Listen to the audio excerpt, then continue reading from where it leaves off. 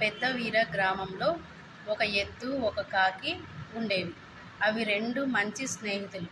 ఒకరోజు సాయంత్రం ఎద్దు పొలం పని నుండి ఇంటికి వచ్చింది. అప్పుడు ఆ కాకి ఎద్దు దగ్గరికి వచ్చి, నీకు అసలు తెలివే లేదు. ఎందుకంటే నువ్వు తెల్లవారుజాము నుంచి రాత్రి చీకటి పడే వరకు నువ్వు కష్టం పడుతున్నావు. అప్పుడు తన పనుల కోసం నిన్ను వాడుకుంటున్నాడు. నీకు 4 గడ్డి పరకలు కుడితి పెడుతుంటే నువ్వు మురిసిపోతున్నావు అని, నన్ను చూడు, నేను కష్టపడకోకుండా నాకు దొరికింది నా ముక్కుతో తీసుకుపోదా అని కాకి ఎద్దుకు మాయమాటలు చెప్పింది. అప్పుడు ఎద్దు కాకితో ఇలా అంది, నేను ఏం విచారంగా లేను.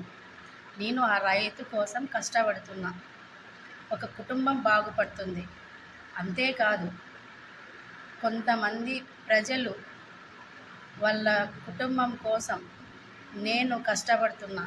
నాకు ఆ కష్టపడటంలో నాకు సంతోషం ఉంది అని కాకి బుద్ధి చెప్పింది. నేను నీలాగా తిని కూర్చోను. అలా తింటే నాకు అరిగించుకోలేను అని కాకి బుద్ధి చెప్పింది. ఇందులో నీతి ఏమంటే, అనుభవించే వాడికే సంతోషం యొక్క అసలు మాధుర్యం తెలుస్తుంది అని అర్థం.